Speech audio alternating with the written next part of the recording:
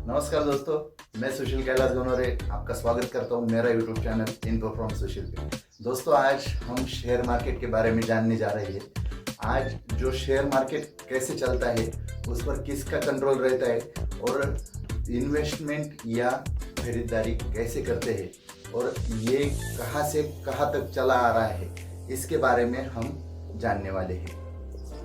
Share market में आपको loss और प्रॉफिट ये दोनों चीज़ें हो सकती है। आपको ये जो शेयर मार्केट है ये 400 साल से चला आ रहा है। अब आप सोचेंगे 400 साल कैसे हो सकता है, क्योंकि जब डच कंट्री ने ये शेयर मार्केट का प्रोसेस शुरू किया था, होता ऐसे था कि उनके जो शिप्स है वो दूसरे कंट्रीज में जाते थे और वहाँ से बिजनेस करके वो कमा के अपनी कंट्री में लाते थे।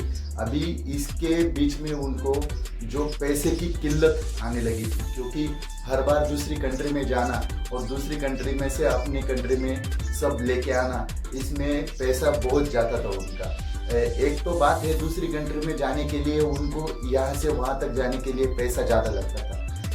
उधर से आने के लिए तो ठीक है, लेकिन तब उन्होंने ये प्रोसेस शुरू किया। वो अपनी कंट्री के लोगों के पास गए और उनको कहने लगे कि आप इसमें इन्वेस्टमेंट कीजिए और वहाँ से जब हम कमा के लाएंगे तो आपको हम उसमें से आपके शेयर का परसेंट के हिसाब से देंगे। लोगों ने भी सोचा अच्छा आइडिया है, करके देखते हैं क्या होता है। तो उन्होंने उसमें भी एक बात सोची कि हम अलग अलग शिप्स में इन्वेस्टमेंट करेंगे, क्योंकि अगर एक ही शिप में इन्वेस्टमेंट कर देते हैं तो अगर वो शिप गया समझो और उधर ही समंदर में डूब गया, या तो उधर से लौट के ही नहीं आया, या तो समंदर में किसी लुटेरे ने उस शिप को लूट लिया, तो सब पैसा पानी में चला गया। ऐसा हर एक का धारणा बन गया था। तो उसके हिसाब से लोगों ने अलग अलग शिप्स में इन्वेस्टमेंट करना शुरू किया। उन्होंने 5-6 शिप्स में इन्वेस्टमेंट करना शुरू किया, क्योंकि अगर 6 शिप्स जाता है तो उसमें से 3-4 शिप तो हम आएगा ही आएगा वापस। उसके हिसाब से उनको प्रॉफिट भी होने लगा। और ये पूरी डच कंट्री में ये शेयर मार्केट में 2 टाइप के मार्केट होते हैं। एक आता है प्राइमरी मार्केट और दूसरा आता है सेकेंडरी मार्केट। अभी प्राइमरी मार्केट मतलब क्या? प्राइमरी मार्केट में कंपनी आती है और वो लोगों को बोलती है कि आप मेरी कंपनी में इन्वेस्ट करो। अभी उसमें भी एक थियरी है कि कंपनी, उसका जो प्राइस है, मतलब कंपनी का प्राइस अगर 1 लाख रुपए है तो कंपनी उसके शेयर्स का प्राइस फिक्स करती है। मतलब उसने अगर 1 रुपया एक शेयर का प्राइस रखा तो उसके शेयर्स हो जाते हैं 1 लाख रुपए। अगर उसने उसके कंपनी का शेयर का प्राइस 50 पैसा रखा तो उसके शेयर से वो 2 लाख के हो जाते हैं। अभी इसमें भी एक थियरी है कि उस जो प्राइस है शेयर्स का वो एक ही वैल्यू रहता है, लेकिन कंपनी के डिमांड कितनी है इस पर उस कंपनी के शेयर का प्राइस इंक्रीज होना या डिक्रीज होना ये उस पर डिपेंड रहता है। अभी समझो एक कंपनी है, उसने 1 रुपए भाव से शेयर मार्केट में एंट्री की और उस कंपनी की शेयर की डिमांड ज़्यादा बढ़ रही है, तो वो शेयर है उसका जो अमाउंट है वो भी इंक्रीज होने लगेगा। अगर उस कंपनी में से लोगों ने पैसा निकालना शुरू किया तो उस शेयर की प्राइस भी डिक्रीज होने लगी। इसमें कंपनी अपने सभी शेयर बेच नहीं देती है, क्योंकि अगर समझो मेरा कंपनी है और मैंने उसके 100% शेयर अगर बेच दिए तो जो इन्वेस्टर है वो खुद आएंगे और खुद का मालिकाना हक जताने शुरू करेंगे। उसमें मेरा कंपनी का कोई भी ये नहीं रहेगा, उस पर मेरा कंट्रोल नहीं रहेगा।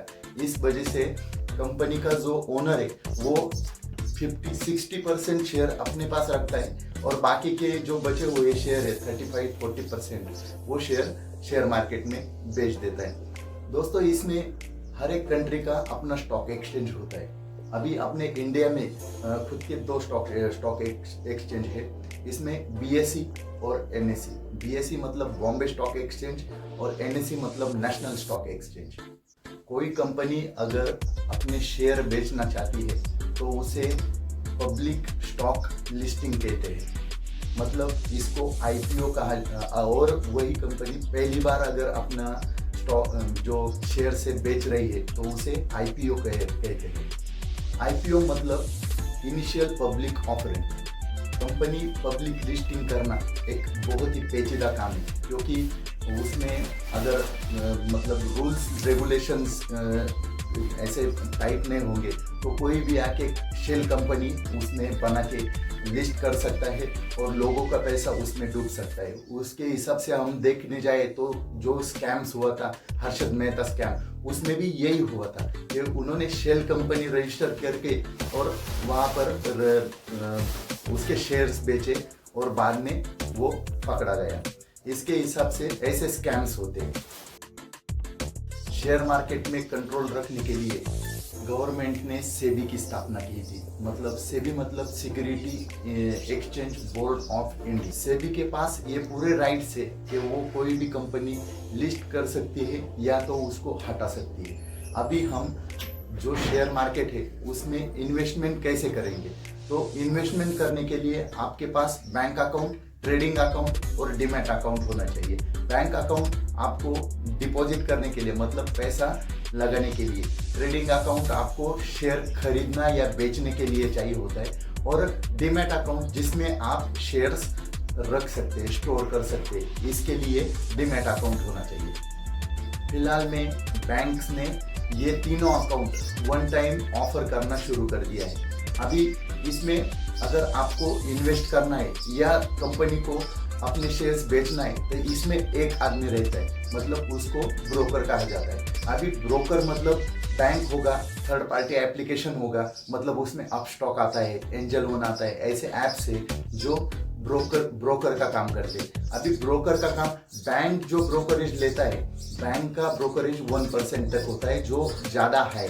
मतलब आप 100 रुपये इन्वेस्ट करते हैं तो उसमें आपका 1 रुपया बैंक को जाता है, मतलब ब्रोकरेज जाता है।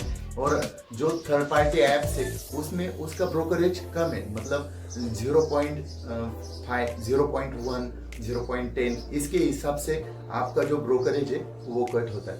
शेयर मार्केट में भी 2 पार्ट्स आते हैं, इन्वेस्टिंग एंड ट्रेडिंग। ये अभी इन्वेस्टिंग एंड ट्रेडिंग ये क्या हुआ भाई, तो इसमें इन्वेस्टिंग मतलब लॉन्ग टर्म के लिए इन्वेस्ट करके रखो, और जब वो शेयर इंक्रीज हो जाए, उसका प्राइस इंक्रीज हो जाए तो आप निकाल लो। इसे बोलते हैं इन्वेस्टिंग। और ट्रेडिंग बोले तो दिन में आप खरीदारी करो, दिन में ही बेच दो, इसे ट्रेडिंग कहा जाता है। ये था दोस्तों शेयर मार्केट का लेखा जोखा। अगर आपको ये वीडियो अच्छा लगा है तो वीडियो को लाइक करना मत भूलिए, मेरे चैनल को सब्सक्राइब कीजिए, बेल आइकॉन प्रेस कीजिए, और दोस्तों इतनी मेहनत से आपके लिए वीडियो बना रहा हूँ तो एक अच्छा सा कमेंट करके वीडियो को लाइक कीजिए। Thank you.